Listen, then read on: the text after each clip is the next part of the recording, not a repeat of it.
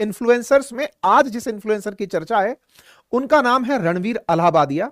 अगर आप इन्हें नहीं जानते तो संभवतया आप इनमें से कुछ लोगों को जानते होंगे, देश के विदेश मंत्री हों या फिर हमारे देश के प्रमुख लोग जिन्हें चुनावों से पहले आपने इनके साथ मंच साझा करते हुए देखा होगा, क्योंकि ये सभी इलेक्शन से पहले इनके अपने इन्फ्लुएंसर्स के कारण, अपने इन्फ्लुएंस के कारण जो डिस्ट्रीब्यूशन इन्होंने क्रिएट किया है वहां तक अपनी रीच पहुंचाने के लिए ये लोग आए थे। अगर आप अभी भी नहीं जानते तो हो सकता है कभी आपके सामने YouTube पर तंत्र मंत्र विद्या धर्म सनातन योग की बात करते हुए कोई ना कोई वीडियो आया हो, और अगर आप नहीं जानते तो संभवतया आप अब इन्हें जान जाएं, क्योंकि खुद प्रधानमंत्री जिस व्यक्ति के साथ स्टेज साझा कर रहे हैं, जिसे प्रधानमंत्री की नजर में बेस्ट क्रिएटर का अवार्ड दिया जा रहा है, ये कोई और नहीं, ये रणवीर अलाहाबादिया है।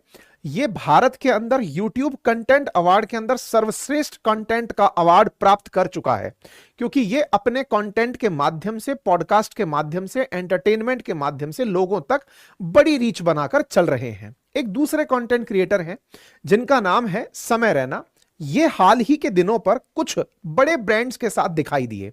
अनअकैडमी के चाहे प्लेटफॉर्म पर आप इन्हें देखे हो या फिर जोमेटो के इवेंट में स्विगी की टी शर्ट पहने इन्हें देखा हो। हाँ जी, तो फिलहाल के लिए एक यहां पर बड़ा मुद्दा निकल कर आता है, और वो बड़ा मुद्दा यह है कि हाल ही में सदी के महानायक खुद भी इनके साथ इस तरह से अपने वीडियो को साझा करते हुए दिखाई दिए थे। अब ये कौन है? ये समय रैना है, मूलतः जम्मू के रहने वाले हैं, और हाल ही के समय पर ये अपनी एक ऐसी भद्दी कॉमेडी के कारण लोगों के बीच सुर्खी बने हुए हैं, जहां पर इनके मुख से निकले हुए जो लाइनें हैं वो लोगों के बीच में एंटरटेनमेंट का कारण बन रही हैं। नारी सशक्तिकरण के युग में कुछ ऐसी महिला क्रिएटर्स भी इस समय मार्केट में हैं जो अपने आप को रिबेलियन चाइल्ड बोलती हैं और साथ में कलेशी औरत के खिताब से खुद को नवाजा जाना बेहतर समझती हैं। इन्हें अगर कोई गाली देता है तो ये उसे अपने लिए अपना अवार्ड मानती हैं। अपने जितने भी प्रकार के वीडियोस इन्होंने सोशल मीडिया पर डाल रखे हैं उसके चलते इनकी मास में फॉलोइंग्स है। मास में फॉलोइंग्स के बारे में बहुत से लोगों के दिमाग में एक प्रश्न बनने लगेगा, जब इतने बड़े बड़े लोग जिनको एक साथ आपने सेशन की शुरुआत में दिखाया, तो फिर इन्हें बॉयकॉट करने की क्यों कहा जा रहा है? इन्हें बॉयकॉट करने के पीछे का कारण क्या है? क्यों इनके खिलाफ एफआईआर दर्ज की जा रही है? क्यों इनके खिलाफ इस समय ट्विटर पर ट्रेंड चल रहा है? क्यों हेडलाइंस में इनको गिरफ्तार करने की बात चल रही है? मुंबई पुलिस इनके खिलाफ इंक्वायरी करने क्यों निकल चुकी है? कई बड़े नेता, खुद मुख्यमंत्री तक इन पर टिप्पणी करने के लिए मजबूर हुए हैं। देवेंद्र फडणवीस जी ने भी खुद ने इस पर अपनी तरफ से टिप्पणी रखी है। इतना ही नहीं, आसाम की तरफ से तो इनके खिलाफ एफआईआर दर्ज करने के बाद खुद मुख्यमंत्री इन पर अपडेट दे रहे हैं। इसका मतलब कुछ तो ऐसा हुआ है जिससे समाज को बहुत बुरा लगा है। समाज को बुरा लगा है और यही कारण है कि असम के मुख्यमंत्री खुद अपने स्तर पर इनके नाम लिखकर, इनके साथ में एक दो और कंटेंट क्रिएटर्स हैं, उनके नाम लिखकर बोल रहे हैं कि इन सब के खिलाफ एफआईआर दर्ज कर दी गई है। यानी कुछ तो हुआ था। अब कुछ क्या हुआ था वो सब जान लीजिए। हाल ही में इन लोगों ने अपने एक कॉमेडी शो जिसका नाम इंडिया गॉट लेटेंट है, उसमें इंडिया शब्द यूज किया गया है, इस पर भी मेरी आपत्ति है, लेकिन फिर भी इन्होंने एक शो बनाया और उस शो के अंदर कुछ इस तरह की वल्गैरिटी प्रस्तुत की जिसने वल्गैरिटी के सारे नियम कायदे तोड़ दिए। इनकी कुछ ऐसी टिप्पणियां, भद्दी टिप्पणी इनके मुखमंडल से बाहर आई जिसके चलते संभवतया इनके अपने पेरेंट्स और इनकी वजह से जो इनकी ऑडियंस है, जो खुलेआम इन्हें देखती है, वो कहीं ना कहीं शर्मिंदा महसूस कर रही होगी। इनके कंटेंट के चलते इनके यहां पर जहां ये वीडियो शूट होते हैं वहां पर पुलिस पहुंच चुकी है। तो आइए अब इनके उस बयान तक आपको लेकर चलते हैं जो कि एक एपिसोड के दौरान इन्होंने कहा। इनके उस बयान तक लेकर चलते हैं जिसके चलते इस समय सोशल मीडिया हो या मीडिया हो, ये सब उबाले मार रहा है। साथियों, असल मायने में इन लोगों ने इंडिया गॉट लेटेंट के अंदर एक टिप्पणी की।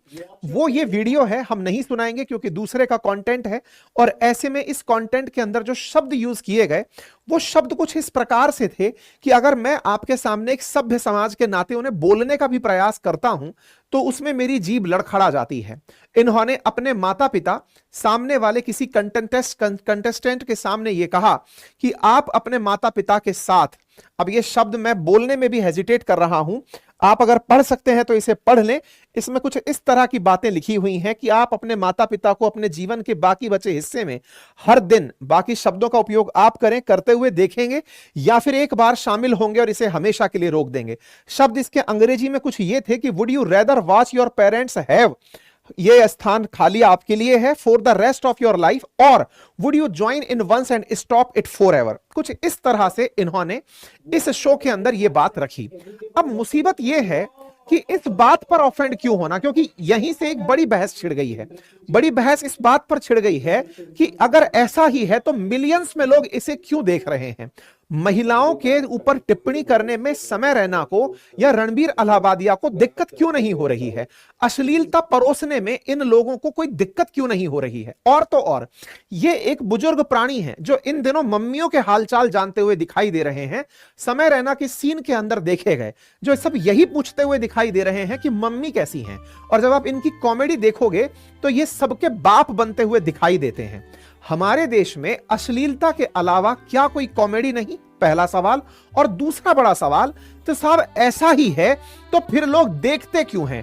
आपसे कोई थोड़ी कहने गया था कि आप इसे देखें, आप जबरदस्ती ऑफेंड क्यों हो रहे हैं। तो मेरे प्यारे साथियों, आज मैं आपको इस बात का जवाब देने के लिए यह सेशन बनाया हूं कि आपको कोई कहने थोड़ी गया था कि इसे देखें। तो मैं आपको बताता हूं कि कहने कैसे जाया जाता है।